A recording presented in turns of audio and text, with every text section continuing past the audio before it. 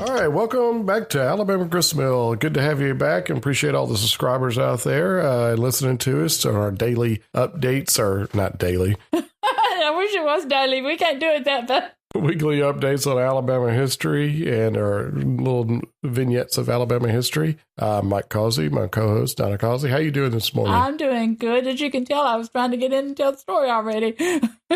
Exactly. We're just excited. I get excited about these little tidbits here and there. And this is a story that kind of got forgotten over the years, and I don't know if anything's been done. Well, this one's about the oldest Alabamian in Colbert County. He was found in Colbert County. Yeah.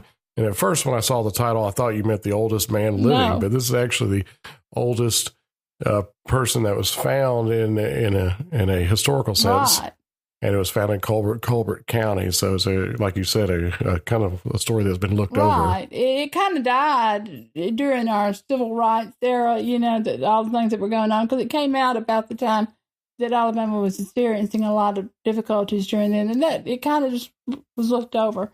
It's a very significant find, but I don't know what it's done with it since then. Yeah, but if anybody's got any information, let us know. Comment on the Facebook page or send us an email to info@alabamapioneers.com, and we can add it on to the podcast and our article if there's know anything else about this find in Colbert County.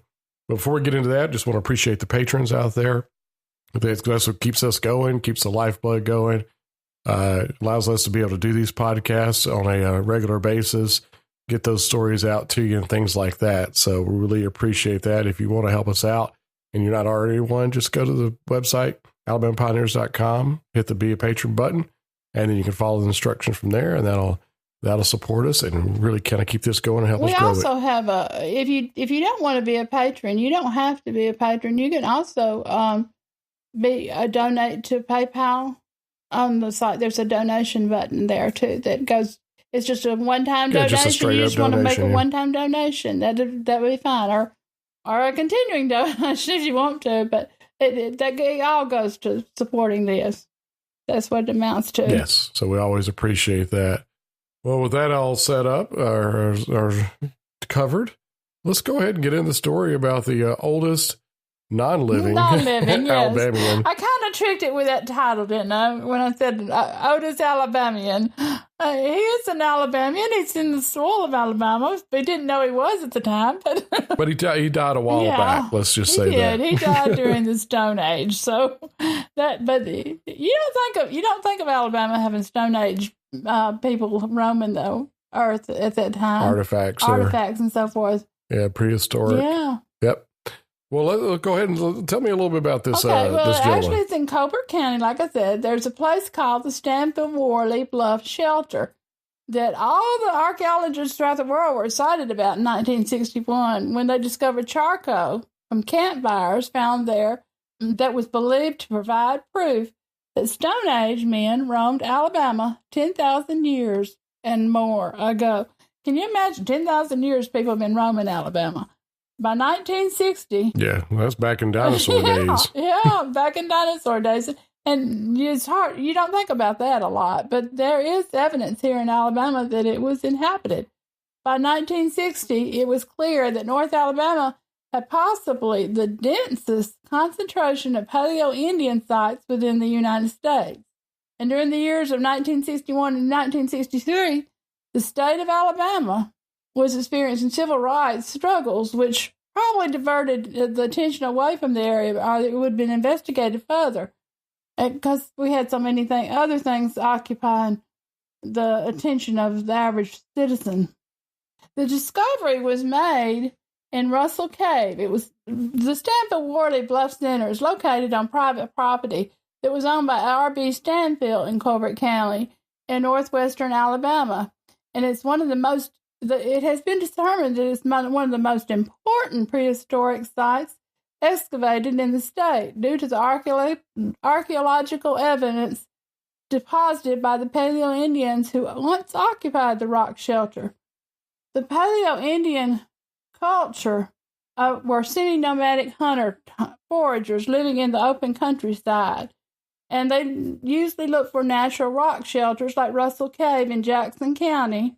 That's where they found the Stanfield-Worley Bluff and decided to stay to inhabit it around 10,000 BC to 7,000 BC. The Stanfield-Worley Bluff Shelter is unique because it has 4 Indian cultural periods in the southeast in sequence, all in the same location. And it's named that by Mr. Stanfield, and who owned the property, and Charles H. Worley, an amateur archaeologist who first recognized the cliff shelter as a haven for prehistoric man. So when he did, the other archaeologists were alerted to it and became aware of it and began to look into it. The excavation of the Stanfield-Worley Bluff Shelter commenced in 1960 after gaining the approval of the property owner, Robert B. Stanfield. The project was under the guidance of North Alabama Project, a partnership between the University of Alabama and Archaeological Research Association of Alabama. The first 2 field seasons, 1960 and 1961, were reported by David L. DeJarnett and his colleagues in a report entitled Stanfield-Worley Bluff Shelter Excavation. It was in the Journal of the Alabama Archaeology in 1962 from the DeJarnett Research Center at Moundville, Alabama. Authors David L. DeJarnett, Edward B. Kerjack, and James W. Cameron wrote the report. The excavation of the third and the final season, which was 1963, was smaller in scale, with the results never getting published because, like I said before, civil rights things were really taking precedence in Alabama during those years afterward. For all Stanfield-Worley's importance, the 1963 excavations, along with recovered cultural material and data, have been little studied and remain unreported, as far as we know right now, in the articles that we've read about. And there may be some more information since then. I'm hoping it is, because I hope they've gone further with it. By 1963, Edward B. Kerjack had left the University of Alabama, and Oscar Brock was assigned to duties at Mound State Monument. The 2 men kind of wanted to go back to those days, though, and they visited the site again in 2008. And they wrote their experiences up in a very interesting article called Stones and Bones, the newsletter of the Alabama Archaeological Society. It's in Volume 50, Issue 4 of July through October 2008 if you want to find it and read about it. But I bet they had a lot of memories and wonderful times, and they wished it had gone further.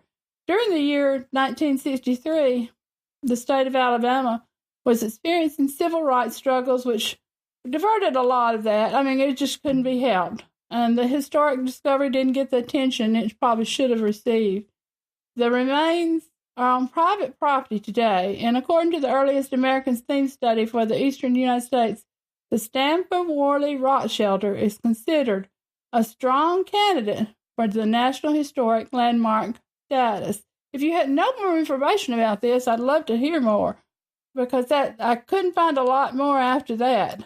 And but it may have been reopened, as far as I know right now. But if you were looking for more information, yeah, that's I mean, that would be an important historical site, and if that that all plays out, and they can do some more stuff on it, yeah, or research on it. 10,000 years BC is a long way back, and I don't know what, but can you imagine the people, those 2 men, when they went back in 2008, how they must have felt, when they looked at the site again and know how it just kind of dropped off the face of the earth and their studies and everything, and how historic. Right, it was such a big thing, but I mean, we were definitely distracted with a lot of other social issues and government issues going on at the time, so I could see how it'd get lost in that era. Yeah, and I guess some people were afraid to come down. They wouldn't make trips down here and all because of everything. People don't understand Alabamians. But anyway, that we won't go over that. That has been talked about in the past, but that's what I'm saying. I'm trying to bring out the stories here that we didn't hear about, and this is one of those. And it's kind of, if it hasn't been reopened, if it hasn't been studied again, maybe we ought to look at what they found in new eyes today. With all the technology we have and I watch these shows and mapping the globe from space and all how we do it. Can you imagine what we would find now, over those, not really having to go in and dig up everything. Get a lot of experience. Gives a lot of knowledge about the early days of Alabama, right. The prehistoric and the the paleo days and all that. Well, if I found that there, what else have we got in our ground? That's what you wonder. Well, that goes back to the asteroid that hit just outside of Montgomery and Auburn area. Right. There's a lot of history there as well. There's so much history in the state of Alabama that we don't know about. From way back. So, we'll go over that asteroid later on in another podcast, so stay tuned for that. Right, that'll be a good one, too. But with the technology we have today, we don't even have to dig sometimes to find these things. That's what's so neat. We can see things or get glimpses of things without destroying our landscape. Right, because that Russell Cave area is one of my favorite areas of Alabama. It's beautiful up there. And you don't want to destroy any of it around in there. Well, we'll go ahead and wrap this episode up with that. And like I said, if you got any information or further information, please submit that to us and send it in, and we can share that out with everybody and add on that information. And as usual, like the podcast, that'd be great. Give us a review on your different platforms if you got it, or share it on your socials. We really appreciate that. That being Facebook or something along those lines. So. And particularly on this story, it was hard to find information about it and in depth and what's going on now. And if you do know something about it, please enter it on the comments. I would love to know more about it, and I think other people would too. So. Yeah, good crowdsourcing of that. Let's do a crowdsourcing here. That sounds good. That is great. Well, we'll let Red Foley play us out a little Alabama Jubilee. We'll see you next time. Bye-bye. One-legged Joe dancing round on his toes, throws away his crutch and hollers, hey, let her go, oh, honey, hey.